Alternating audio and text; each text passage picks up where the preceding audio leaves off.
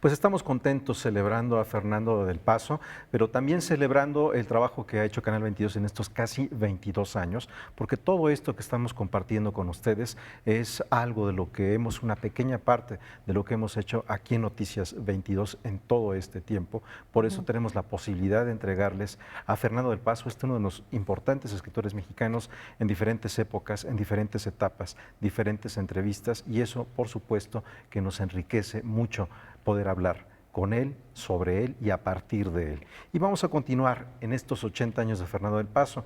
Vamos a continuación con mi compañero Alberto Aranda, quien se encuentra muy bien acompañado con José de la Colina para hablar precisamente de Fernando del Paso. Te escuchamos, Alberto. ¿Qué tal? Muy buenas noches, me da mucho gusto saludarlos y agradecerle al maestro José de la Colina por recibirnos aquí en su hogar para hablar de su amigo, para hablar de alguien que usted mismo ha dicho que es su compañero del alma y que el día de mañana va a cumplir 80 años de vida. Y si me permite esta confidencia, Yo le llevo un año, yo tengo 81, los cumplí hace poco. es lo que le iba a decir, maestro, que usted también está celebrando su cumpleaños. El 29 de marzo fue su cumpleaños, así que Sí, pues felicidades sí, pero no atrasadas. hablemos de cosas tristes. Bueno, voy a decir un poco rápidamente el asunto. Conocí a Fernando del Paso porque era compañero en una agencia de publicidad con Antonio Montaña, gran escritor colombiano, murió hace unos años, que no es además un seudónimo mío, realmente existió Antonio Montaña y era excelente escritor. Y nos reuníamos en casa de Antonio Montaña, donde yo conocí a Fernando, porque me lo presentó él, y él comenzaba como poeta. Aquí tengo eh, este librito es una plaquette, como se llama en la jerga del oficio, de sonetos publicados en la colección de Juan José Arreola, que yo le sugerí que lo publicara allí porque yo ya había publicado con Juan José Arreola, y él me dedica, dice, para Pepe con todo cariño, me lo dedica porque yo convencí a Arreola de que debía publicarlo. No era necesario convencerlo, eran bastante buenos los sonetos y muy revolucionarios. Lo que pasa es que Fernando ha alternado, perdón, la poesía con la prosa. La poesía propia dicha como versos. Pero él es un poeta que en todos sus libros, que están llevados por un impulso verbal antes que por cualquier otra cosa, en todos sus libros ha hecho una especie de poesía novelesca o novelística. Y pienso sobre todo como verdaderos poemas los monólogos de Carlota en Noticias del Imperio. Pero anteriormente siempre se ha dejado llevar más que por cualquier otro pretexto o motivo novelesco, se ha dejado llevar por un impulso verbal que él tiene, un don verbal extraordinario, una manera de sentir las palabras, de dejarse, de violarlas y de dejarse violar por ellas, y que es, yo creo, lo que lo ha arrastrado a ser un gran escritor, de un gran magma verbal que luego se ha construido en especies de catedrales o de palacios, etcétera. Y sobre todo, esto está desde el comienzo, está desde José Trigo, que tanto Antonio Montaña como yo presenciamos el nacimiento de esa obra. Y luego él ha estado inspirado por diferentes motivos. Por ejemplo, en Palinuro de México, su segunda gran novela, él parte de el idioma de la medicina. Él iba a estudiar medicina. Y ha tenido diferentes intereses. Por ejemplo, últimamente está haciendo unos impresionantes tomos sobre el problema judío. Ya decía Borges que decir el problema judío es mala cosa porque es como decir que los judíos son un problema, y los judíos pues no son un problema, son como todos nosotros, un problema, una alegría de estar en el mundo, varias cosas. Pero el caso es que, y perdón, siempre me voy por las ramas, pero irse por las ramas también es un modo de conocer el árbol. Y bueno, yo creo que él sobre todo ha mostrado su gran calidad de poeta en Noticias del Imperio, porque cada monólogo de Carlota, y hay que pensar en los antecedentes, no diré influencias, pero sí antecedentes, el monólogo de Molly Bloom en el Ulises de Joyce. Él ha hecho siempre una especie de gran música verbal que pasa por lo narrativo, y yo creo que ahí es donde él fundamentalmente es poeta. Desde luego tiene el sentido del color, el olor, el sabor de las palabras, y eso lo ha llevado a ser un gran poeta del género novelístico. Muchísimas gracias.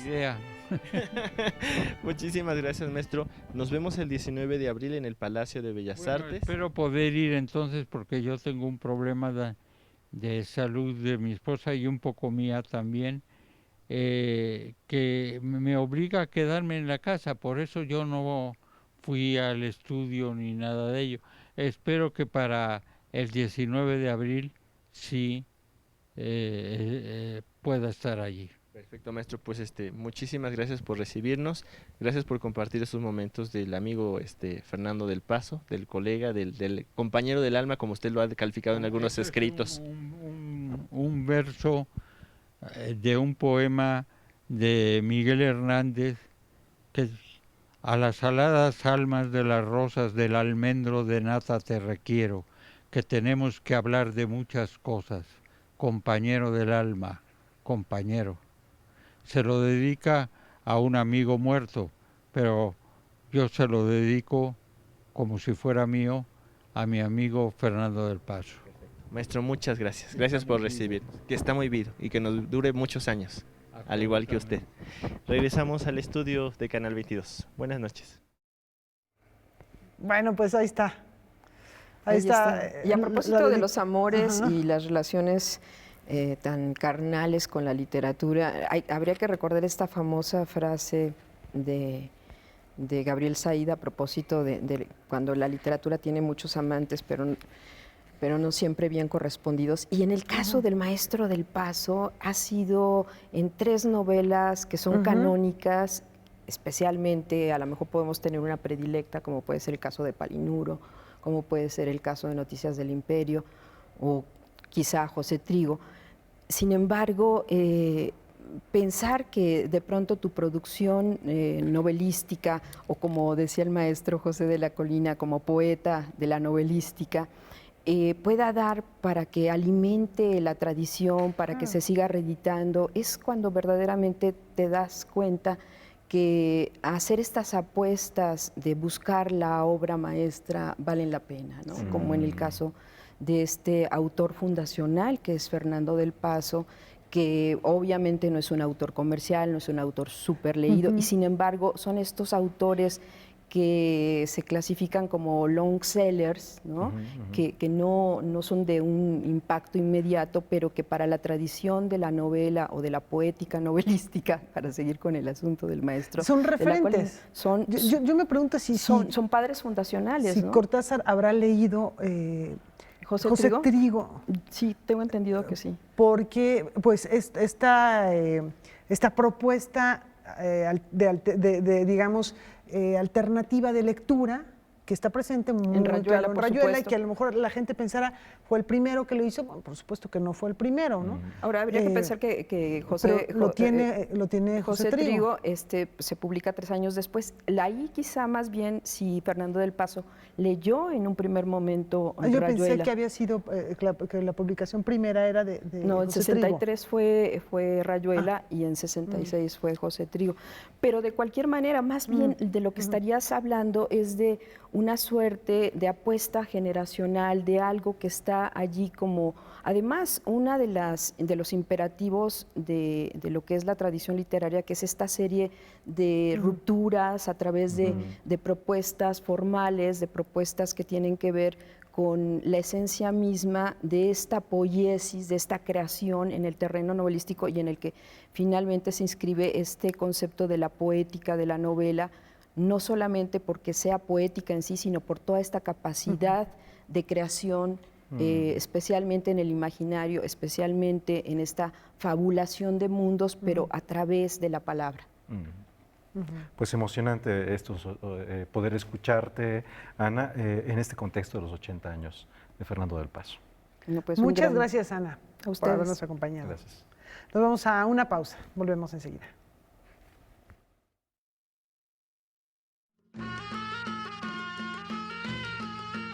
Quiero decirle a usted y al auditorio que en realidad yo no me arrepiento de nada de lo que he escrito. Releo a veces páginas de José Trigo, otras de Palinuro de México, otras de Noticias del Imperio y hasta de Linda 67. Y digo, bueno, está bien, estuvo bien el esfuerzo, estoy contento. José Trigo pasó a ser una especie de favorito de los profesores norteamericanos de literatura latinoamericana. Yo creo que por complicado, les gustan las complicaciones.